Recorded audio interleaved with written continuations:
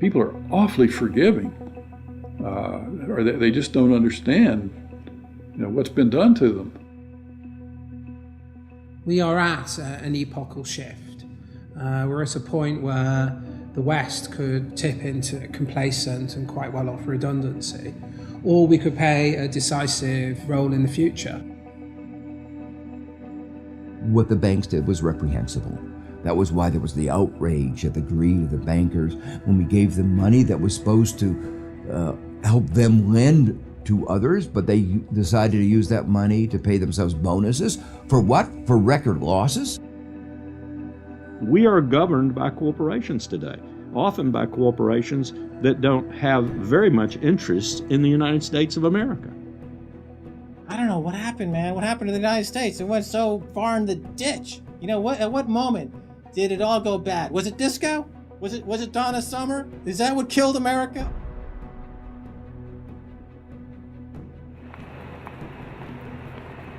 We are entering the age of consequence.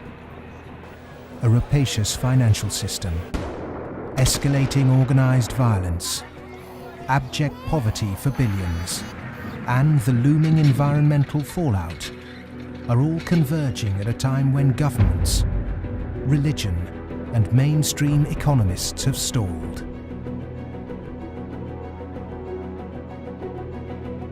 War, conquest, famine, and death. The four horsemen are coming.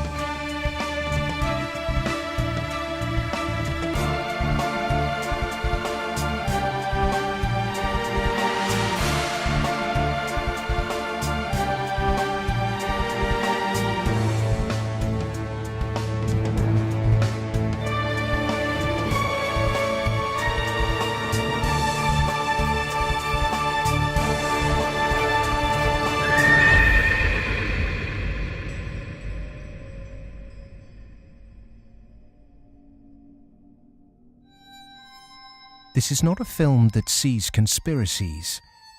It's not a film that mongers fear. It's not a film that blames bankers or politicians. It's a film that questions the systems we've created and suggests ways to reform them. Over centuries, systems have been subtly modified, manipulated, and even corrupted, often to serve the interests of the few. We have continually accepted these changes, and because man can adjust to living under virtually any conditions, the trait that's enabled us to survive is the very trait that has suppressed us. Most societies have an elite tries to stay in power. And the ways they stay in power is not merely by controlling the means of production, to be Marxist, i.e. controlling the money, but by controlling the cognitive map, the way we think. And what really matters in that respect is not so much what is actually said in public, but is what is left undebated, unsaid. For centuries, gatekeepers have manipulated our cognitive map. But in 1989, a computer scientist by the name of Tim Berners-Lee implemented the first successful communication between an HTTP client and server. The World Wide Web was born. It has since unleashed a tsunami of instantly accessible, freely available information. Just as Gutenberg's printing press wrestled control of the cognitive map away from an ecclesiastical and royal elite, today the internet is beginning to change governments, finance, and the media. We are at the cusp of change. But to enact it, we must first understand the things that have been left unsaid for so long. To do that, we need context from people who speak the truth in the face of collective delusion. Because to understand something, is to be liberated from it.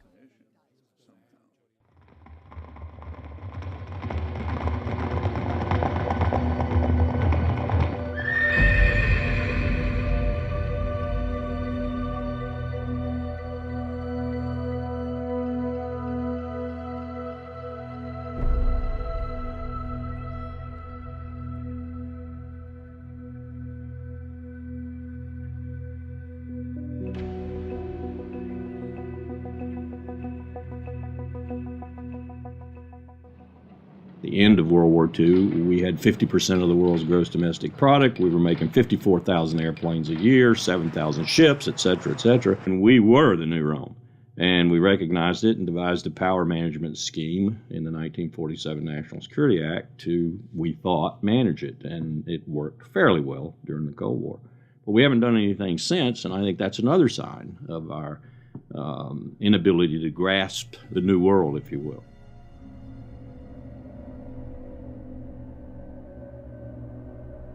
Empires do not begin or end on a certain date, but they do end, and the West has not yet come to terms with its fading supremacy. At the end of every empire, under the guise of renewal, tribes, armies, and organizations appear and devour the heritage of the former superpower, often from within. In his essay, The Fate of Empires, the soldier, diplomat, and traveller Lieutenant General Sir John Glubb analysed the life cycle of empires. He found remarkable similarities between them all.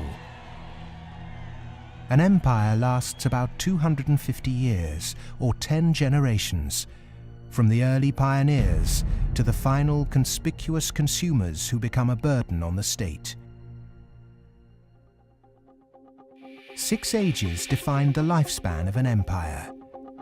The age of pioneers, the age of conquests, the age of commerce, the age of affluence, the age of intellect, ending with bread and circuses in the age of decadence. There are common features to every age of decadence. An undisciplined, overextended military, the conspicuous display of wealth, a massive disparity between rich and poor, a desire to live off a bloated state, and an obsession with sex.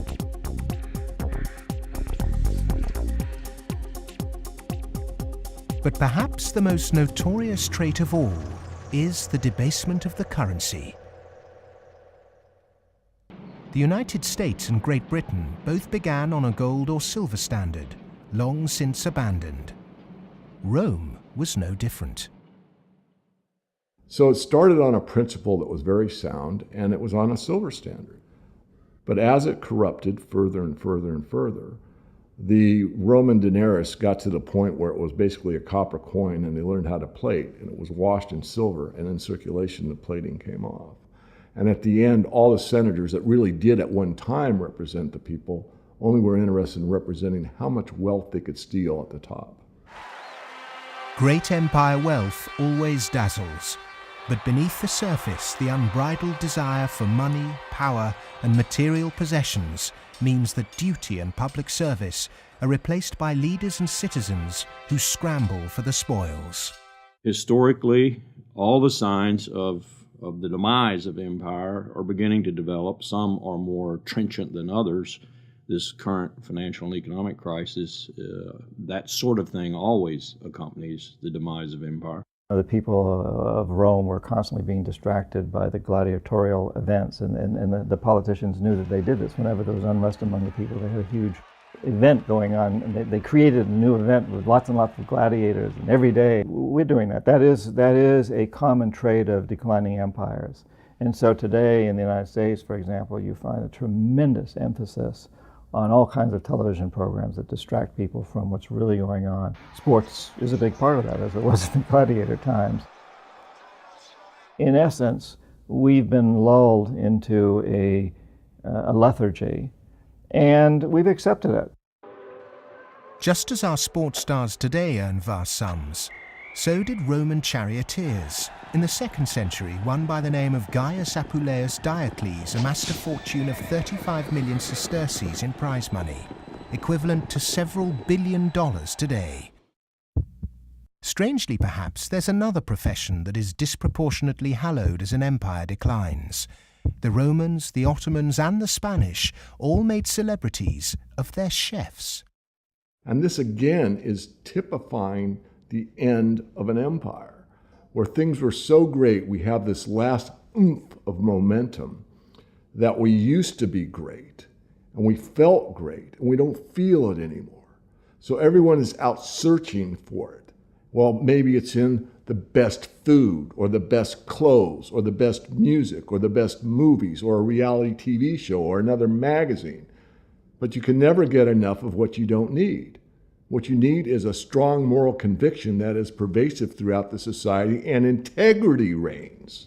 There's a vast apathy. There's a vast amoralism, even a political nature to it. That is to say, there are vast numbers of people who don't give a damn. And so there's this natural, I suppose, entropy. Any living organism, which an empire is, of course, over time dies. Question is, how does it die? Does it die in a violent cascade of events, or does it die over a long period of time? The baby boomer generation were born into this age of decadence. Perhaps unwittingly, they've broken the unspoken intergenerational contract. Through unfettered consumerism, spiraling house prices, and a desire for eternal youth, the baby boomers have squandered future generations' inheritance. My generation, the generation right after my generation, I think we forgot that little phrase in the preamble to our Constitution, which says, "and our posterity." All of a sudden it became us, period. The baby boom generation, which I'm a part of, has gone and done the biggest misallocation of capital in the history of mankind. We have had cheap oil, or cheap energy is a better way to phrase it. We've had an abundance of ideas, and we have chosen a system and perpetuated it that is probably one of the worst ways to use the blessings that were bestowed upon us. And we are going to pay a price for that. Human beings are inconsistent and paradoxical. We hope for peace and immortality, but continually invent new ways to destroy each other. We're capable of the kindest, most noble acts and the most horrific atrocities. Human beings are complex creatures. I mean, for example, we're capable right now, at this minute, of acting in such a way as to make it likely, if not certain, that our grandchildren are going to face terrible disasters. And we're consciously acting to accelerate that likelihood, even though we all love our grandchildren. How can you be more contradictory than that? In spite of all the economic activities of last 50, 60, 70 years since the Second World War, and all the industrialization, we have not yet managed to solve the problem of poverty, deprivation, hunger, malnutrition. Millions of people every night go to bed without food, and millions of people are throwing away their food.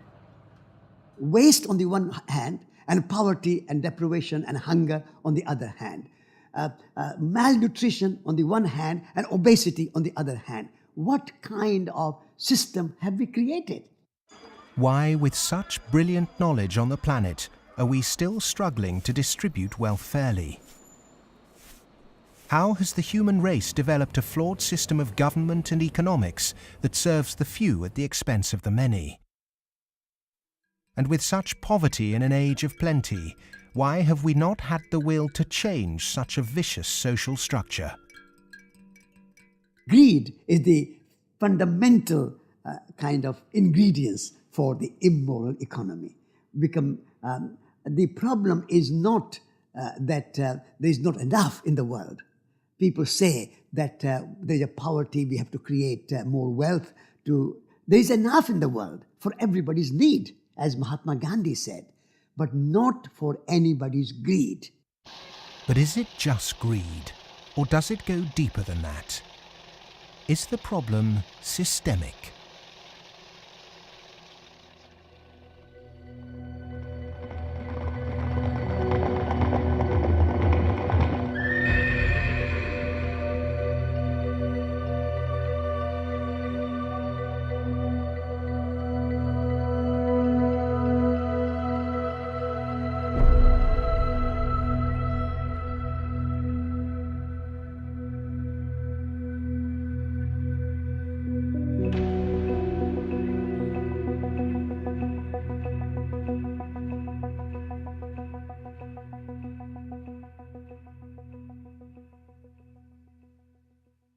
As a civilization, we've obviously had a great run.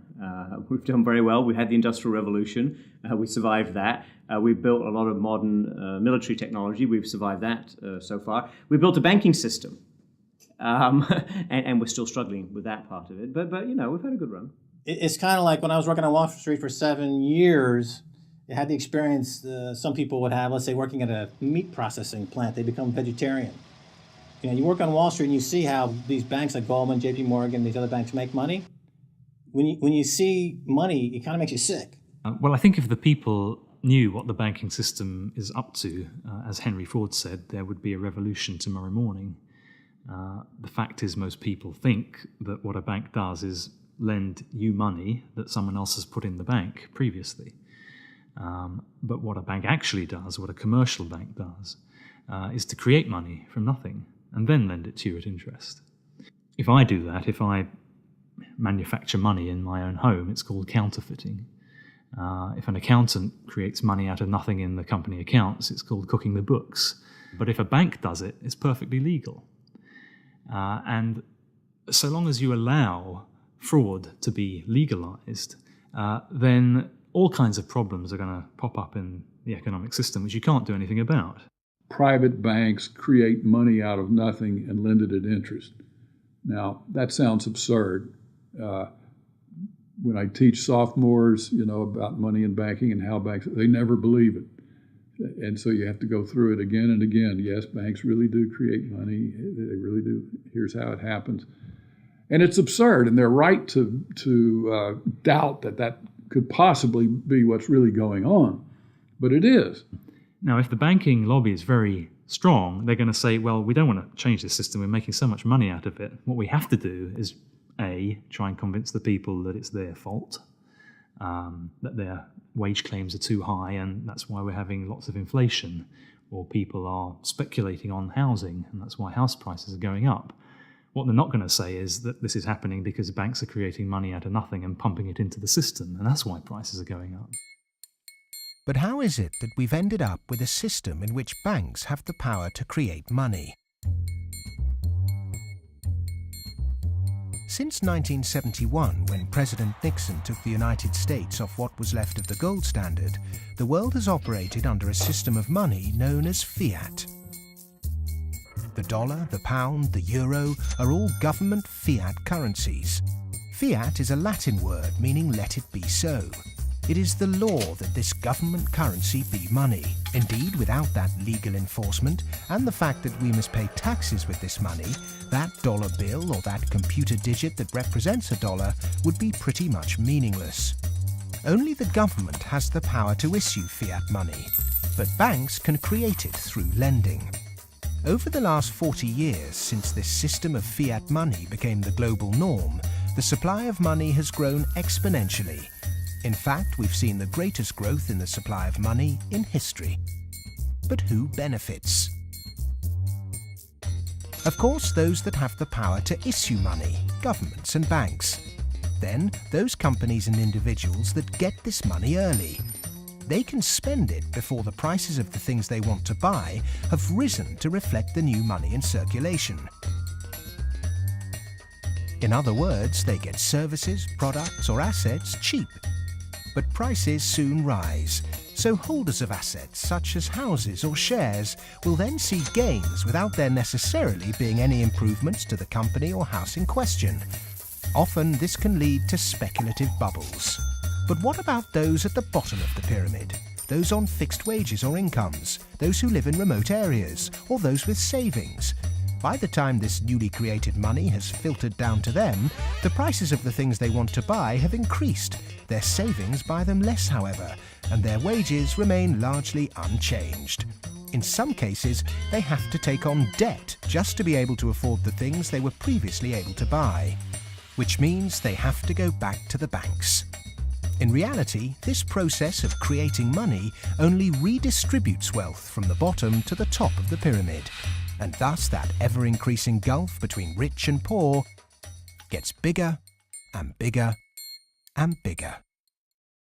Well, when you get off the gold standard and you go into a fiat money currency, combined with a fractional reserve banking system, you end up compounding debt faster than you can ever possibly produce to support that debt. So eventually you're going to find yourself back into debt slavery. And that's what's happened in the U.S. For every dollar of GDP, for example, in the U.S., it also creates something like $5.50 worth of debt. Because this is what happens when our economy flips over and basically capsizes. And of course, the government solution now to address all the problems is basically to create more debt. You can never get enough of a currency that doesn't work. You can print it till kingdom comes, but you can't print wealth, and you can't get yourself out of debt by making more debt. If you could print wealth, Zimbabwe would be the largest, most prosperous country on the planet. We all know it doesn't work. Of the money in the world today, 97% of it is debt. The French philosopher Voltaire once said, "All paper money eventually returns to its intrinsic value, zero." For 3 generations, the world watched the fight between capitalism and communism. But in the 1980s, the Russian economy started to collapse. The Soviet Union capitulated, and so-called capitalism reigned supreme.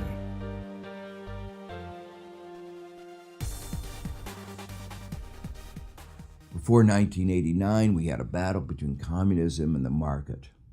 And in that battle, there was a sense of, let's not expose the flaws in the market economy.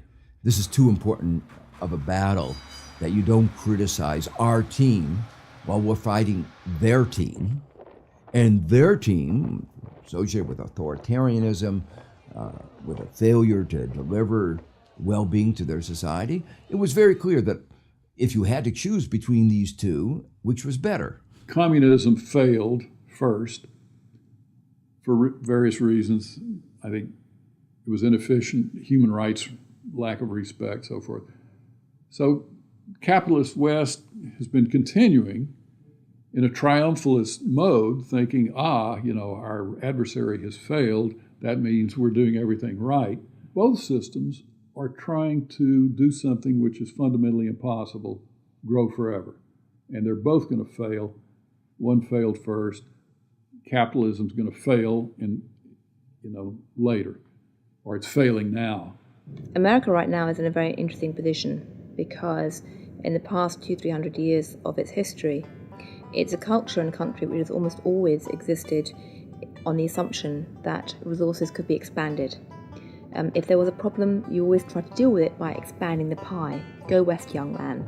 Make the pie bigger so that everyone's got a bigger piece. Now it's faced in a world where possibly resources are beginning to be more constrained and where it's going to have to divide up that pie and inflict pain on people.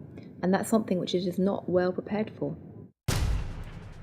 How has the country moved so far from the intentions of its founding fathers? How has the American dream become so distorted? Over the last 30 or 40 years, capitalism has taken this extreme form. And a lot of it goes back to the economist Milton Friedman from the Chicago School and Ronald Reagan and Margaret Thatcher and others buying into these policies that really encourage people to take on huge amounts of debt, encourage privatization, smaller government supposedly, although bigger military, so actually the government spending goes up.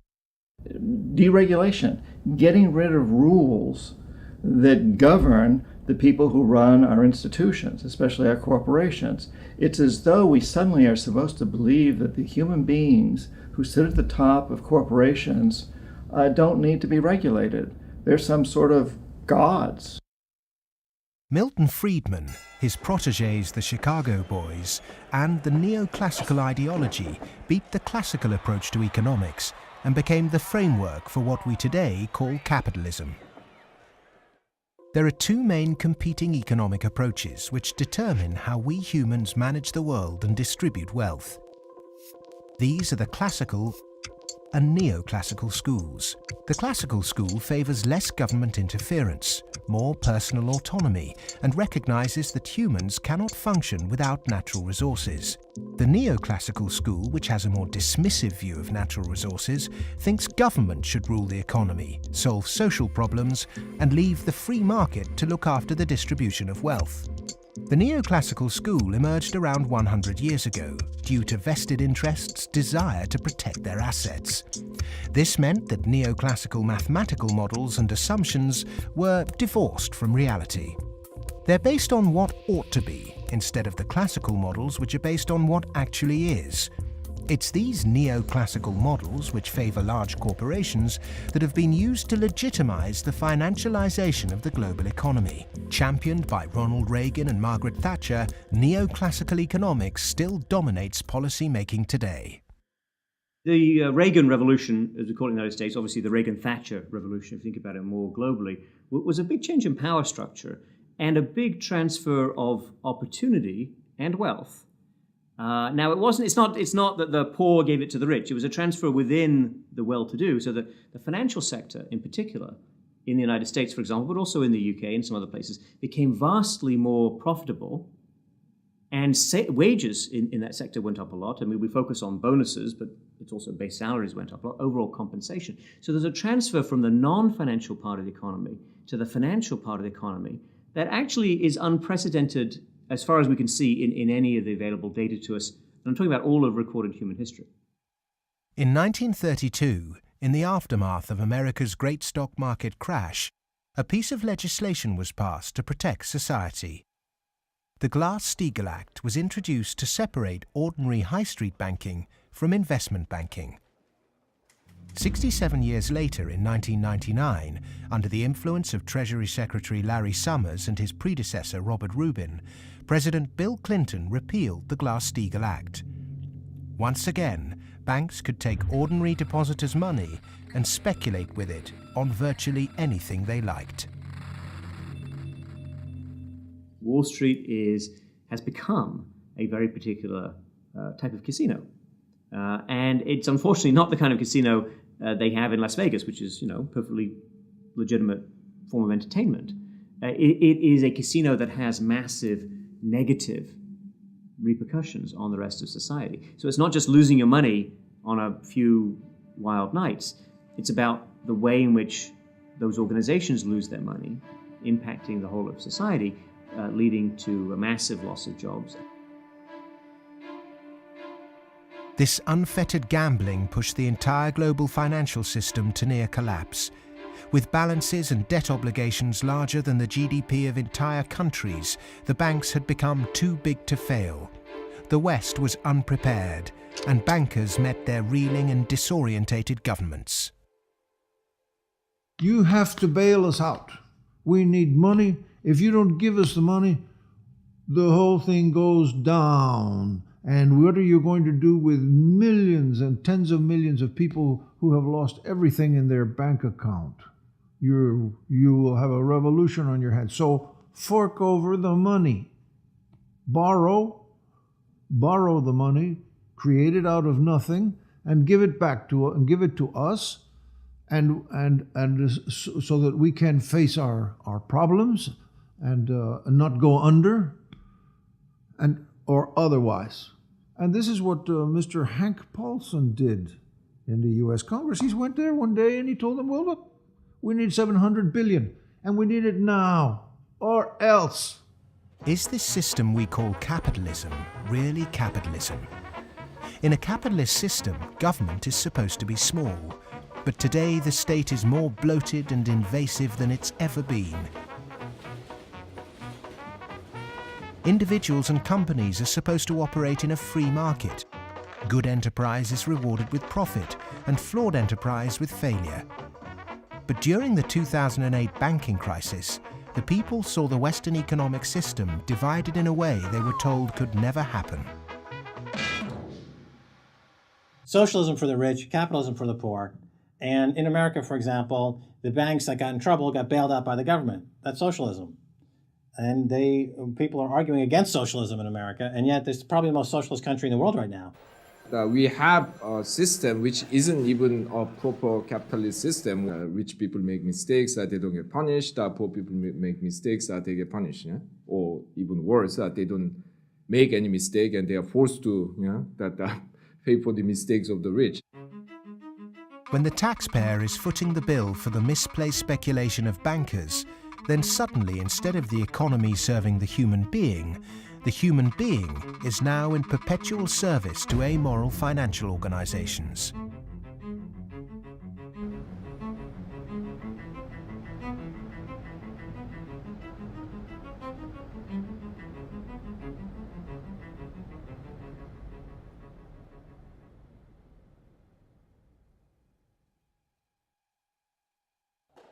It was the head of the Federal Reserve Bank, Alan Greenspan, who after 9/11 slashed interest rates to encourage lending.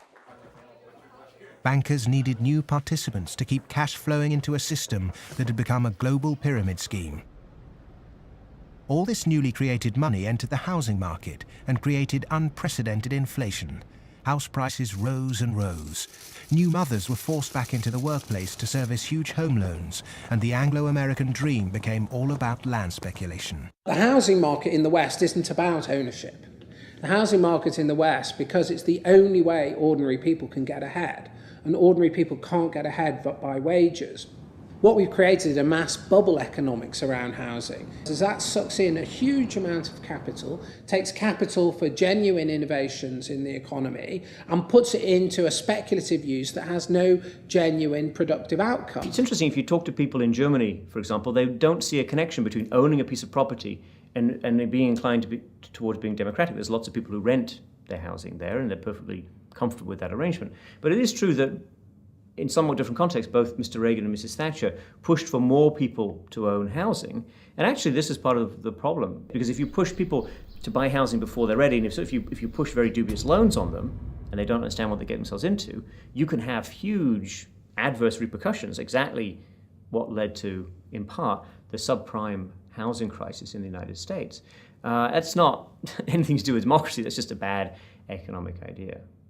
The breakthrough that occurred around the year 2000 in the United States was when bankers found out that the poor are honest. And they realized that if you're poor, if you're not rich, you have a different set of values. And you think that a debt is a debt, and it's something that has to be paid.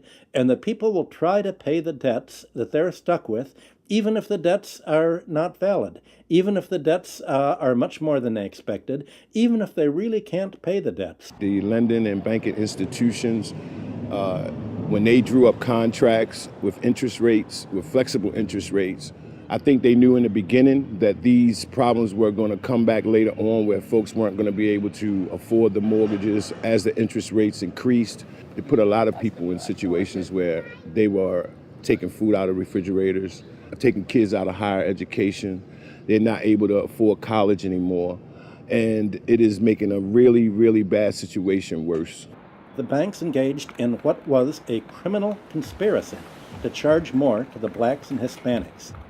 The banks got together, backed the Bush administration to block the state prosecutions of racial lending in order to exploit and charge more to the minorities. These are loans which were made by one of the major lenders in the city and in this country, Wells Fargo, in which Wells Fargo targeted minority communities in the city, put borrowers into loans that they could not afford, put borrowers into loans that were of the subprime variety, therefore more expensive and less advantageous to the borrowers. Hiding predatory lending practices in the small print of complex financial products was only ever going to enrich one set of interests. Many of the communities in which African Americans live in the city were establishing momentum. There was development activity that was occurring. We were seeing signs of vitality in many of these communities, and the results of the Wells Fargo foreclosures and the subprime lending practices of that lender and others has significantly impaired that progress and brought it to a halt. They're not worrying about, they don't come in the heart of it. Like you in the heart of it, so you see. They don't really see the struggle if they don't come in the heart of it. They see the outside of it. That's like looking at the cover of a book and seeing the outside of a book, but if you don't go inside the book, then you'll never know what the book about. So they're not worrying about nobody else but themselves. And I think it's wrong, because if they come in the heart of it and they see it, they'll be willing to help. What happened in Baltimore is just one example of what is happening all around the world. One way to frame this injustice is by branding it a race issue. But when we look really closely, we can see that there is something at play here that transcends race: profit. Not an accident, for instance, that we had the deregulation in our financial industry that was such a disaster. The lobbyists of the finance industry amount to 5 per congressperson. In other words, they pay 5 people for every congressman to explain to them, persuade them, that they should pass legislation that is favorable to the financial industry. The poor people who are devastated don't have the money. They couldn't hire 5 per congressman. So the way our democracy works, it's an unlevel playing field. The financial sector has acquired enormous power, partly through political contributions, so buying favors, but mostly through ideological control, convincing people that finance is good, more finance is better, and unregulated finance without limit is best. And that is really the cornerstone of this, what we call in the United States, the Wall Street-Washington corridor. I mean, if people need any proof as to who's controlling Washington, when the bailout came after Lehman Brothers collapsed, 80% of the population was against the bailout. Notwithstanding that, the Congress passed the bailout, just showing, in my view anyway, that it's really under the control of banking interests. It's not a reflection of good democracy when a company, a group of companies, an industry, says our interests are more important than the national interest. How can that happen? Very easy. That's the role of campaign contributions, lobbying, in America's political structure. We have a flawed democracy. This is an advanced oligarchy in the sense that its main mechanism of control, if you like, is through convincing people that you really need, for example, the 6 biggest banks in the United States in the particular form they exist today, with the very light level of regulation. And if you don't have them, if you try to change that, all kinds of awful things will happen. And this is not really blackmail. I mean, it sounds like blackmail, but they convince you it's not blackmail, it's just that's the way the world is. There's nothing you can do about it. Oh my goodness, you just have to cooperate with them. It's very clever. The Fed is essentially the lobbyist for the commercial banking system. When you say you want to turn regulation over to the Fed, you're saying the financial sector and Wall Street should be self-regulated. And the Wall Street has veto power over whoever is going to be the head of the Federal Reserve. As long as you give veto power over the regulators to Wall Street, as long as you pick the bank regulators from the banking industry itself, you can forget any thought of calling it regulation. It's deregulation, and to call it regulation instead of deregulation is using Orwellian doublethink. Democracy is government by the people. Plutocracy is government by the rich. In a typical plutocratic state, economic inequality is high, social mobility low, and because of continuous exploitation of the masses, workers find it nearly impossible to climb out of poverty. The equal voting rights movement in the early 20th century abolished a system where rich people had more votes than poor people.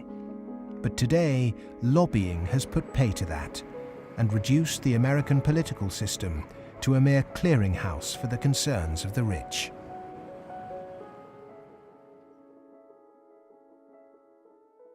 The Goldman Sachs machine is one of using profits to buy influence in Washington to change laws to make it easier to make money on Wall Street to be used to buy influence in Washington. So it's a self-reinforcing malfeasance machine that is continuing to grow as a parasite in the economy and continuing to kill the host. Famous for claiming it did God's work, Goldman Sachs is one of the most influential investment banks in the world.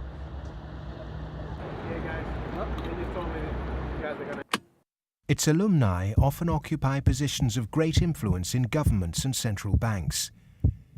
In September 2008, barely a month before the stock market crash, Goldman, supposedly a pillar of the free market, changed its banking status from investment to commercial. This meant it was now eligible for state protection. Socialism for the rich, right there. Goldman Sachs are extremely efficient at what they do. Their task is to make money. They make bank robbers like Willie Sutton look like modest amateurs. They're huge bank robbers, but it's legal.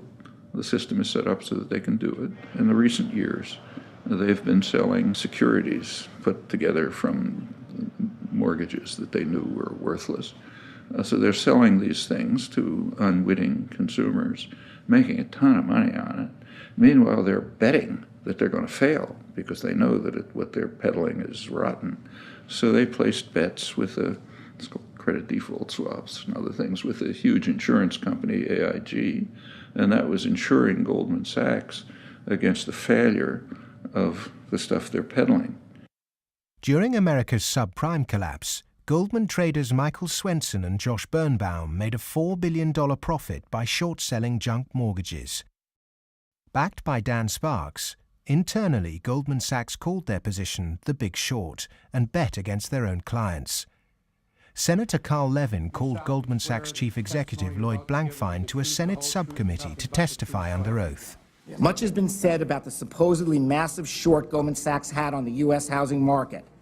The fact is, we were not consistently or significantly net short the market in residential mortgage-related products in 2007 and 2008. We didn't have a massive short against the housing market, and we certainly did not bet against our clients. Riding the Big Short in 2007 made billions of dollars for Goldman. And so far, they've got away scot-free with this massive heist. So they're now back bigger than before, richer than before, biggest profits they've had in history, huge bonuses. They're doing great. A lot of what they're doing has, in fact, probably maybe all of it, has almost nothing to do with the benefit of the economy. Can there be any objection to genuinely talented people earning big money if they bring something new and tangible to the world? If they take great personal risks with their own money and actually bring greater prosperity for all? In a free market, if I have a brilliant idea that I can run an automobile on grass clippings, as an example, and I produce that car, my motivation might be to make money. But if the market says, my goodness, this is the greatest automobile ever invented by mankind, and I make $1 billion, I've not only served myself, but I have served everyone else that needs transportation. And that is the brilliance of a free market, is that paradox that you can serve yourself and simultaneously serve others. And that's what it's all about. But how many of the general public have achieved greater prosperity through a banker's bonus? It was against the holy backdrop of St. Paul's Cathedral in London that Goldman Sachs vice chairman and mouthpiece Lord Griffiths gave insight into how certain bankers really think. The devoted Christian defended extortionate bonuses. I'm not a person of despair, I'm a person of hope. And I think that we have to tolerate the inequality as a way to achieving greater prosperity and opportunity for all. The fundamental Christian view, and I would say of Islam as well, and certainly of Judaism, is that wealth is to be shared. money has to be shared. You can't take it with you. And from that develops a whole lot of stuff about justice and the economy and so on. And we've lost that, and instead we've got people accumulating more and more. And I just think it's disgusting that people have lost their homes, they lost their jobs, they can't pay their mortgages from bankers who made a big mistake and then paid enormous bonuses. I'm sorry, that is simply wrong. And I can't understand why we are not more vociferous about that. When rich people tell you that they specifically have to be rich through these egregious rip-off mechanisms, that's just self-serving propaganda and it should be disregarded. It is true that when you organize human society, some people get ahead and some people struggle. That's a natural mechanism. But saying, oh, we've got to have inequality, therefore Goldman Sachs must be organized along the following lines, that's a complete non sequitur. At what juncture, at what point does morality enter into the economic calculus? In a way, many people think that Adam Smith gave us a free pass, a way not to think about morality. Because what Adam Smith said was that individuals in the pursuit of their self-interest are led as if by an invisible hand to the general well-being of society. Now let me make it clear, Adam Smith didn't really say that. That is to say, Adam Smith was very much aware that businesses, when they got together, conspired against the public interest, raised prices. He was aware of monopoly. He was aware of the importance of education that the private sector couldn't provide. So he himself was aware of all the limitations, but his latter-day descendants have forgotten all those caveats. Adam Smith was the godfather of classical economics, but since its publication, his work has been used as a political football, financiers twisting his words to suit them. Lord Griffiths advocates ruthless individualism to push this idea that if bankers get rich, then we get rich too, through a process known as trickle-down economics, or horse and sparrow theory. If you feed the horse enough oats, some will pass through to the road for the sparrows. The idea is that extreme wealth concentrated on a small minority will eventually trickle down to everyone else. But it doesn't work. Because by the time the money reaches the people at the bottom of our money pyramid, it's lost its purchasing power.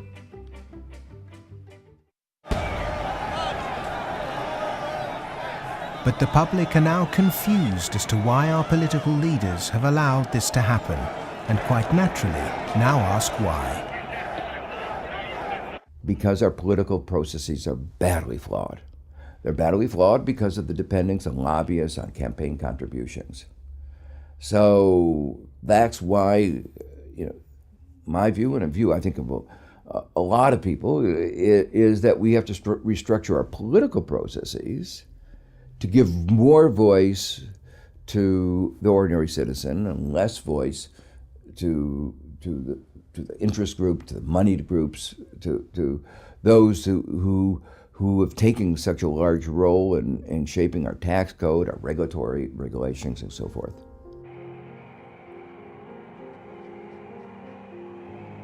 I stood on the front step of Colin Powell's house, and I look at him and say, what next, boss? And he says, what do you mean? And I said, what next? Where are you going next? I'm going to write my book. I said, no, I know you're going to write your book, but you're not going to do that for the rest of your life. Where are you going next? He said, maybe a cabinet position, but first, money. I said, money? He said, yeah, millions. That's the only way you can be a cabinet officer in the American government. Oh, wow. The Democrats and the Republicans are beholden to corporate interests, and until they become unbeholden to those corporate interests, we will never have a well-governed republic.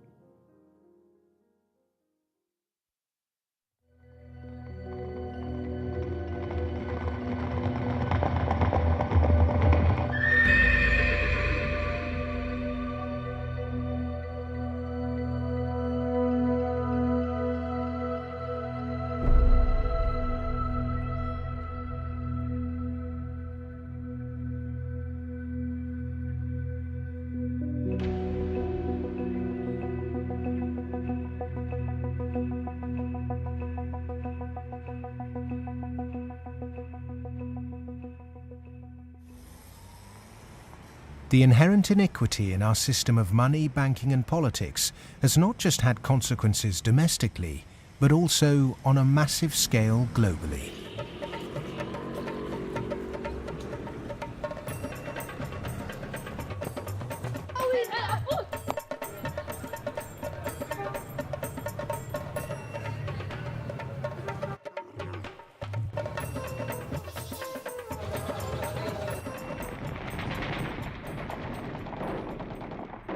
Western leaders have presented their military campaign in Iraq, Afghanistan and Pakistan as a moral obligation. But are there other reasons for it? The first financial beneficiary of America's foreign policy is the military. In particular, those who supply it with arms and equipment. The military has won wars, but how successful has it been in its bigger aim to eradicate terrorism? The drone attacks not only failed, but they've created extra extremism. They've helped in radicalization of youth in the northwest frontier and also in certain parts of Punjab and Pakistan. And because time after time, and sometimes, there's a feeling that America does this deliberately to destabilize Pakistan. I'm not so sure about that, but I certainly think those people who actually support this policy, every time you kill 10, the so-called terrorists, you create 500 more because they see the drone attacks as an attack on a sovereign state of Pakistan. If they really wanted to flush them out, there was no need for a huge military operation in Swat, causing the entire district to become internally displaced persons. The population of Swat is 1.8 million. There are 2.3 million refugees in the country. The whole district has been emptied. This wouldn't have been necessary if they had carried out a surgical commando operation to get the militant leaders. But they allowed them to escape, all of them. After the military, the next financial beneficiary are those who win the contracts to conduct the rebuilding process. In the West, people might even feel optimistic when they hear that the US is pumping tens of billions of newly created dollars into developing nations to build infrastructure. But often this too doesn't seem to achieve the publicized goals.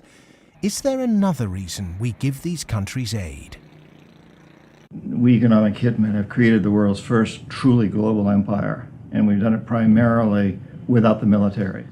We work many different ways, but perhaps the most common is that we'll take a third world country that has resources our corporations covet, like oil, and then arrange a huge loan to that country from the World Bank or one of its sister organizations. However, the money never actually goes to the country. Instead, it goes to our own corporations to build infrastructure projects in that country, power plants, highways, industrial parks, things that benefit a few wealthy families in that country as well as our corporations, but don't help the majority of the people at all. They're too poor to buy electricity or drive cars on the highways. They don't have the skills to get jobs in industrial parks, but they're left holding a huge debt. Infrastructure which has used heavy loans from the World Bank and IMF and made from grants from Western countries, they've all gone into benefiting the elite and the feudal classes. They have not benefited the people.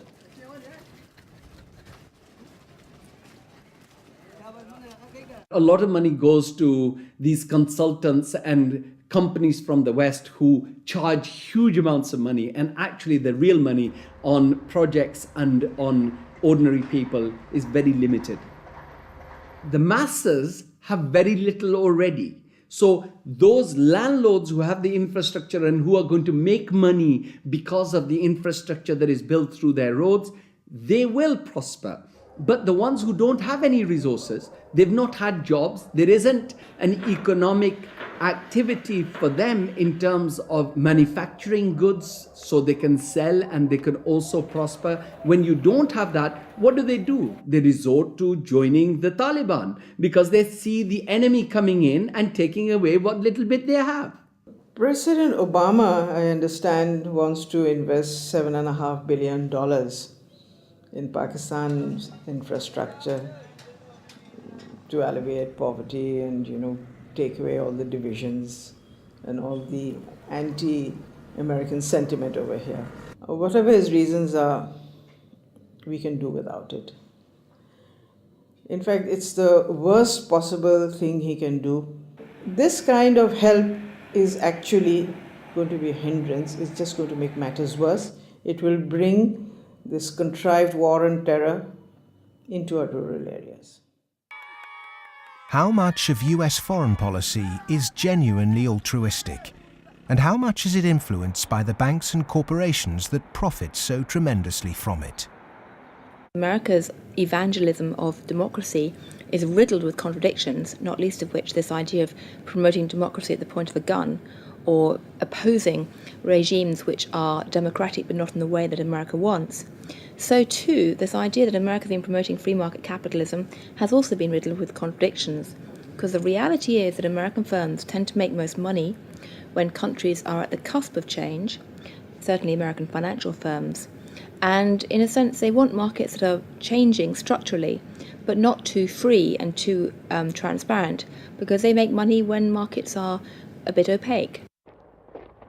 Is it any wonder developed nations are fighting in underdeveloped countries when so many are making so much money out of it, without ever really having to face up to or even witness the consequences of their actions? So what if 5 million kids died in Africa because of debt last year? I got a bonus of £1 million, and if I have that conversation, I've had it with some bankers who've been in the business a long time, and they listen politely, very polite, very charming, and at the end they say, "Well, Tariq, it's lovely meeting you again," and they go back to the office and do another loan deal for Tanzania or something. I've known a lot of terrorists, quote unquote. I've met them, I've interviewed them for books, I've known them since I was an economic hip, and I've never met one who wanted to be a terrorist. They all want to be with their families back on the farm. They're driven to terrorism because they've lost the farm. It's been inundated with water from a hydroelectric project or with oil from oil derricks. Their farm's been destroyed. They can't make a living for their kids. Or in the case of the Somali pirates, their fishing waters have been destroyed. And that's why they've turned to this. It isn't because they want to be pirates or terrorists. Now, there may be a few crazy people. There are a few crazy people with their nuts loose. There'll always be serial killers. There'll always be crazy people. Maybe Osama bin Laden's one of them. But they do not get a following unless there's a terrible injustice going on. And people are starving and they're deprived. And then they will follow these crazy people because they seem to offer an alternative. If we want to do away with terrorism, if we want to have what we in the United States call homeland security, we've got to recognize that the whole planet is our homeland. What does the word terrorist actually mean? Many terrorists would sooner describe themselves as freedom fighters. Could it be that the charge of terrorism could just as easily be made against Western corporations, speculators, and policymakers? When we talk about terrorism, it means what they do to us, not what we do to them. And what they do to us can be pretty ugly, although it's not even a fraction of what we do to them. I mean, take, say, 9/11. That was a pretty serious act of terrorism, maybe the worst single act of terrorism in history. But it could have been worse. I mean, suppose, for example, that Al-Qaeda had bombed Washington, bombed the White House. It killed the president, installed a harsh military dictatorship, brought in a bunch of economists who drove the economy into its worst disaster in history. Well, that would have been worse than 9/11. And I'm not making it up. It happened. What's called the first 9/11 in South America, namely in Chile. On the 11th of September 1973, the democratically elected Chilean president Salvador Allende was overthrown in a coup. A dictatorship under Augusto Pinochet was established that ruled Chile until 1990. There was the systematic suppression of all political dissidents. Thousands were imprisoned and murdered. Who was involved in that first 9/11? It's not hard to find them. Right in Washington and London and so on. But that's off the agenda. It doesn't count. There's a principle of ideology that we must never look at our own crimes. We should, on the other hand, exult in the crimes of others and in our own nobility in opposing them. The root causes of so-called terrorism will not be solved by increasing economic inequality. If governments really are serious about combating terrorism, then they must start with real structural reform back home. As long as banking empires chase infrastructure and debt deals in pursuit of profit, the West will continue to export injustice through finance. Millions more will be displaced, terrorism will thrive, and neo-colonialism will continue to end more and more lives around the world.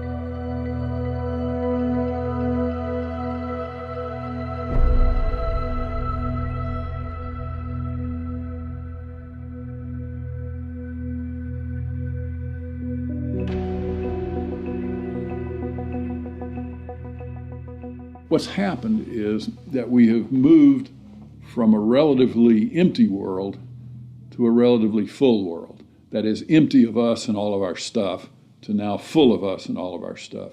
In my lifetime, the world population has tripled. And the populations of other things, of cars, houses, boats, all these other things that put a load on the environment too, just like human bodies, those have vastly more than tripled. So the world is very, very full of what we might call man-made capital.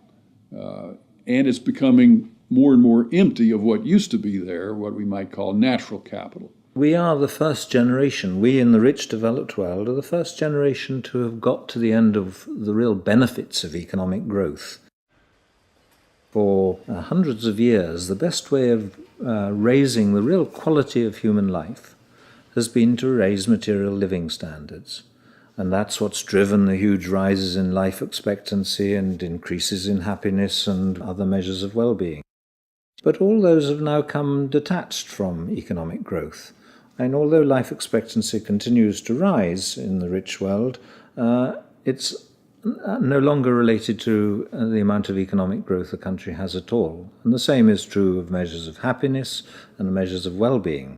The paradox is the more we grow, the more poverty we create. Our self-interested economic system seems to be continually missing a trick.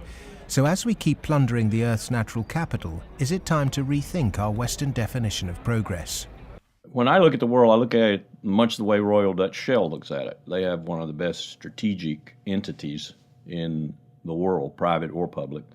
And Royal Dutch Shell has posited two scenarios. One is called Blueprint and is obviously a planned corporate structure where world leaders get together and they think about things like energy transformation, planetary warming, and dwindling fossil fuels and so forth.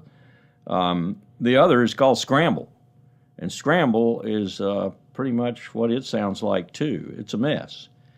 Interestingly enough, in 2075, the ending year for these scenarios, as I recall, we get to about the same place. It's just that Blueprint leaves a lot less blood on the floor. Scramble leaves a lot of blood on the floor as people fight for these resources and so forth. The reason oil companies are drilling miles under the sea is that the world's easily accessible oil has already been found and largely consumed. Not only are oil supplies dwindling, major new metals discoveries are becoming increasingly rare. 40% of the world's agricultural land is seriously degraded, and ever more volatile yields continue to be unevenly distributed. It may be that the looming environmental threat is not global warming, but the exhaustion of the world's resources. We're We're going to have struggles for finding land sufficient to grow the agricultural products for what the United Nations says is going to be a 9 billion Earth population. We're going to struggle over non-renewable fossil fuels as they run out. I think Shell posits about 2075 they'll be gone. And we're going to struggle over things like water and other precious resources that are necessary to our life and to our economy. And this could be, as Shell says, a blueprint affair with world leaders working together to share alike. Or it could be a real mess, and Shell, incidentally, bets on the mess. Just like the baby boomers' failure to look to the next generation, our outdated competitive mentality for a world of depleted resources could have devastating consequences. Our economic setup encourages one-upmanship, competition and comparison, whereas the progress humans have made over millennia has been largely based on cooperation. In any species, in almost any animal, there is always the potential for huge conflict, because with any species, all members of that species have the same needs, so they might fight each other for food and shelter and nest sites and territory and sexual partners, all that kind of thing. But human beings have always had the other possibility. We have the possibility to be the best source of support and love and assistance and cooperation, much more so than any other animal. And so other people can be the best or the worst. You can be my worst rival or my best source of support. In a progressive society, to meet our common economic, social and cultural needs, we must move from globalization to localization. The benefits of a communal sense of fellowship, responsibility and purpose in a life driven by production, not consumption, would lead to happiness and satisfaction. Indeed, we must ask, have our modern consumerist lifestyles made us happy? I think if one had been living in the 19th century and somebody had told you that 100 years later people were going to be living in this extraordinary wealth and comfort, with central heating and being able to throw away such a high proportion of our food as we do, we'd imagine that we'd be living in a state of extraordinary social harmony and everything would be rosy. And it's really quite remarkable, the contrast between, if you like, the material success of our societies and the social failure. The growth economy demands that we make consumption a way of life. He who dies with the most toys became the ambition, and retail replaced spiritual satisfaction. Unsurprisingly, sales of antidepressants skyrocketed. The fact is that the world economy over the last few years, a good share of my lifetime, has been built either on the military or on producing items that most people don't need and really don't even want when you come right down to it, but we all got to have them. Consumerism is driven by our extraordinarily social nature, that we want to have the stuff so we look good in other people's eyes. It's because I experience myself through other people's eyes, the feelings of shame and embarrassment or pride and maybe feeling envied, all those things. So, the goods are just a way of, if you like, mediating the relationship between yourself and others in this extraordinarily alienated hierarchy. What's really suffered is human relationships, family life, the things that really matter to us. And in the end, the only thing that makes human beings happy isn't money. It's very clear that past a certain level, you only get marginal gains from wealth. What really makes us happy is other people. It's our relationship with other people that's really been damaged by the last 30 years. We trust them less, we have less interaction with them, we bond less than ever before, we marry less and marriages are under more threat than ever before. And all the associations that represent sort of permanent, unconditioned human affection are being eroded or damaged. And that's the real legacy of the last 30 years. And in some sense, we've got to recover and rehumanize our lives. Otherwise, not only will they be nasty, brutish and short, but they'll be lonely. The West is coming to the realization that its human project is failing. The West was so convinced that if you push people to achieve as individuals, the accumulated achievement of individuals would make for a successful society. And what the West is now beginning to realize is that the individual achievement without incorporating the vulnerable community is a myth. The idea was make your own life, be individually aspiring, and then you'll be individually achieving, and then you'll be individually prosperous, and then you'll be individually happy. You end up doing that in a glass jar. And the glass jar has a limited height, and it's encapsulating, and in the end, you die of lack of oxygen. Human beings are alive because they seek attachment and because they're propelled by affection. So the isolated, achieving individual in the end implodes. In order to find a purpose in life, it has to be outside yourself. It matters not how you construct it outside yourself, as long as it's a positive value added to society pursued. But it has to be outside yourself. It can't be yourself. If you're pursuing yourself, you're pursuing the abyss, as Nietzsche said. You are going to wind up in the abyss.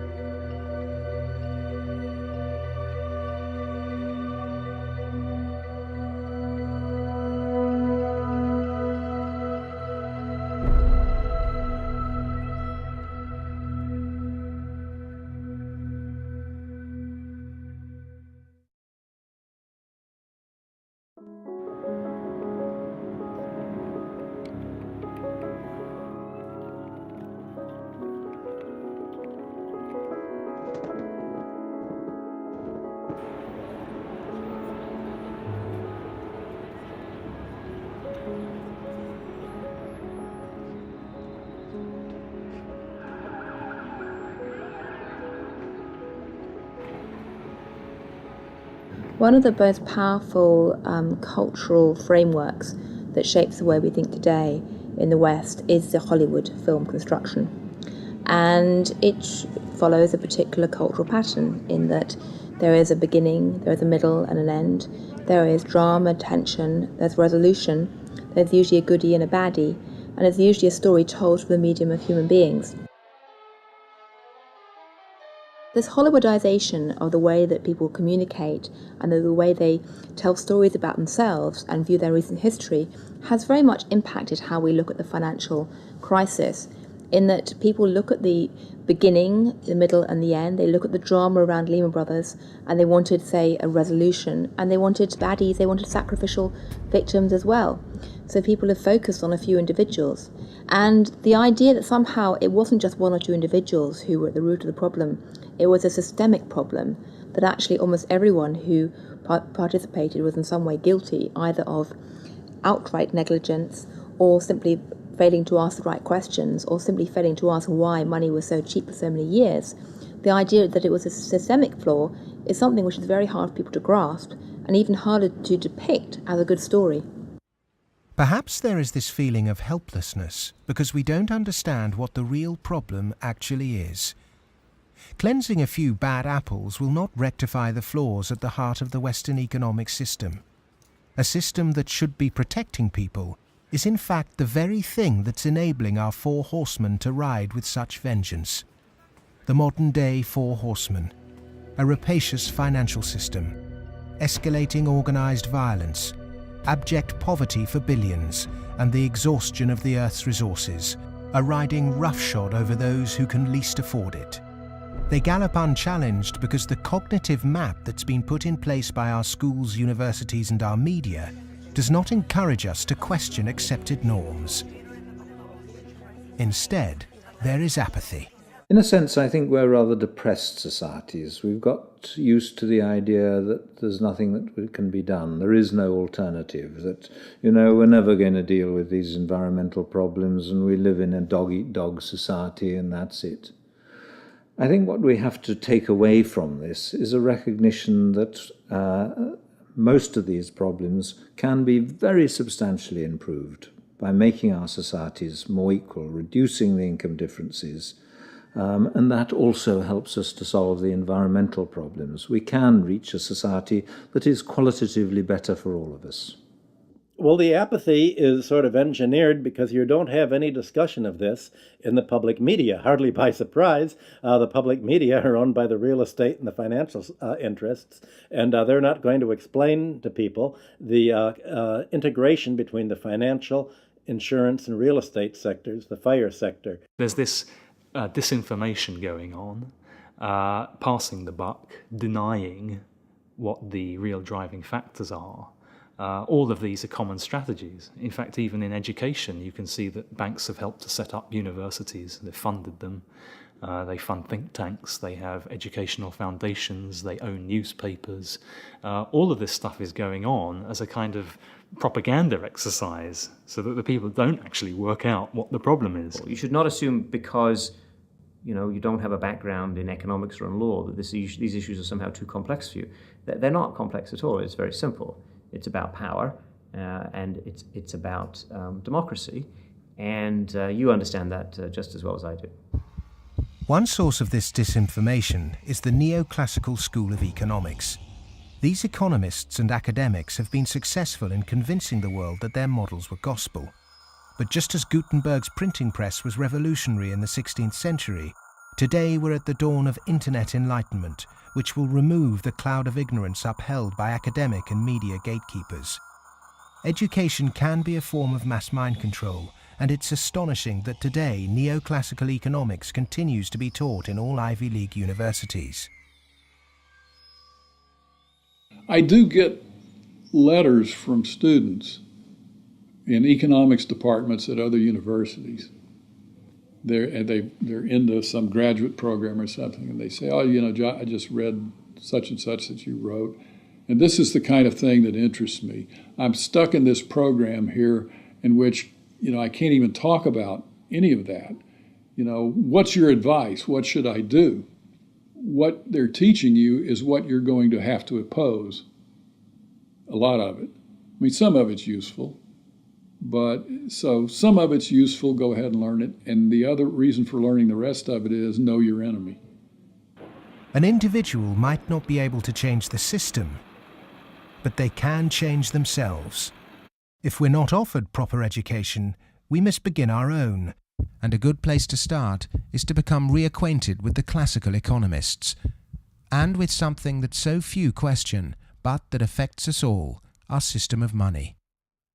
If the monetary system of the world is not reformed, then we are headed towards the end of industrial civilization. I won't say that we're going to the end of humanity, but it's just going to be an absolute collapse of our world as we have known it, because it cannot function on fiat money. And none of those who are responsible for this want to admit it, but that is the fact. The fiat system of money is a man-made law, and it's been abused. Is there a form of money whose law is not set by man? When you look at natural law and gold, I sort of describe gold as being a natural form of money. All of the gold that's been mined throughout history still exists in its above-ground stock. It's about the size of 2.5 Olympic swimming pools if you put all that gold together in one place. And the key is that this above-ground stock of gold grows by about 1.75% per annum, which is approximately equal to New World population growth, and is approximately equal to new wealth creation. So as the net result of this is that you have this very good consistency in gold's purchasing power over long periods of time, because the supply-demand equation is very much in balance. To achieve human liberty, you really need to have sound money, and gold is the only way to do that, because only gold is outside of the control of politicians. With modern man-made monetary processes, a chronic excess of debt has built up at every level of society. Debt is now regarded as normal. It isn't. It's a form of slavery. But how much do we question our debt? And what should we now do about it? The classic example, most recently, of a debt cancellation was the German economic miracle in 1947. The Allies canceled all domestic and international German debts, except for the debts that employers owed their employees for the previous few weeks, and except for a basic working balance that everybody was able to keep in the bank in order to buy food for the next few weeks or so. Essentially, you would follow the 5 or 6 pages that the currency reform of 1947 did in Germany. You would start with a clean slate. That means that everybody would own their property free and clear. And the problem here is that you'd wipe off the savings that are the counterparts of that. That actually would not be such a bad thing if you look at the fact that the wealthiest 1% of Americans have concentrated an enormous amount of wealth in their own hands, more than at any earlier time since statistics have been kept. Our system of taxation also needs addressing. Currently, we're taxed on what we produce. Perhaps it would be more progressive to tax what we consume. How many American people realize that the Founding Fathers never intended Americans to be taxed on their labor? In other words, they weren't meant to pay income tax. The tax system that was exported from Britain, a relic of colonialism, has duped the world. The most important element of a tax system is to do what everybody expected to be done in the 19th century, and that is to base the tax system on land taxation, on the free lunch of land value, and on what John Stuart Mill called the unearned increment, the income that landlords made in their sleep, as he put it. Who made oil in the ground, coal or iron ore? These are things which are not the products of human effort. Of course, extracting them is, but their existence is not. And so the rents from natural resources are a wonderful source of taxation. Nobody made them, so, and when you do tax them, you cause all of us to use them more efficiently. So this seems like really the excellent thing to tax, rather than labor and capital. If the governments used this land site value that's supplied by nature, not by human labor, not by personal enterprise, then the government would not have to tax wages in the form of income tax. It wouldn't have to imply sales tax that add to the price of doing business, and it wouldn't have to add the proliferation of business taxes. This tax system, advocated by all the classical economists, would begin to address global poverty, as it would allow citizens in developing countries to keep their resource wealth. In developed countries, it would begin to address our housing and debt crisis and unleash the kind of entrepreneurship needed to refloat our economies. Perhaps we should also resurrect another timeless principle for workers that was promoted during the Industrial Revolution. Well, the idea that people who work in a plant ought to own it is just deeply built into working class culture. So right around here at the early Industrial Revolution in the late 19th century, working people simply took for granted that, yes, of course, the workers should own the mills in which they work. Anything else is an attack on our fundamental rights as free citizens. They also took for granted that wage labor is hardly different from slavery. It's different only because it's temporary, and then you can be free. One of the ways you can be free is by owning your own plants. That was not an exotic view. That was Abraham Lincoln's view. In fact, it was a principle of the Republican Party in the late 19th century. It's taken a lot of effort to drive those ideas out of people's heads, but they're still there, and they are very relevant. It was the Greek philosopher Plato who said the ratio of earnings between highest and lowest paid employee in any organization should be no more than 6-1. In 1923, banker J.P. Morgan declared no more than 20-1 was optimum. Yet today's salary difference between top and bottom earners in global corporations can be higher than 500 or 1,000-1. When you're up in the range of 500-1 inequality, the rich and the poor become almost different species, no longer members of the same community. commonality of interest is lost. And so it's difficult to form community and to have good, friendly relationships across class differences that are that large. When the public do vent their outrage at inappropriate earnings, the common defence is to move the debate to the psychological realm and quote mercurial British economist Herbert Spencer. He coined the phrase survival of the fittest, and his words are now used to justify excess. Competition in business is a good thing, but the playing field must be level. Monopolists have too much because the system they game is rigged. Under the current economic setup, the fitness of the vast majority of the world's population is irrelevant. Those that are made to pay for this crisis are not those that caused it. But those who caused it, for survival, will no doubt try to marginalize this film as socialist or even Marxist. I'm a capitalist. I'm a business person. I believe in the basic principles. That's why I'm completely appalled by seeing these principles destroyed by monarchs, monopolists, who have totally destroyed the system from within on Wall Street. And this is completely unacceptable. I'm a capitalist. I think capitalism can do it. It's not a question of getting rid of capitalism. It's a question of getting rid of this terrible form of capitalism. Capitalism, more broadly understood as market economy, not only has a future, I can't see the future of the world without it. But the question is, what kind of capitalism? What kind of market economy?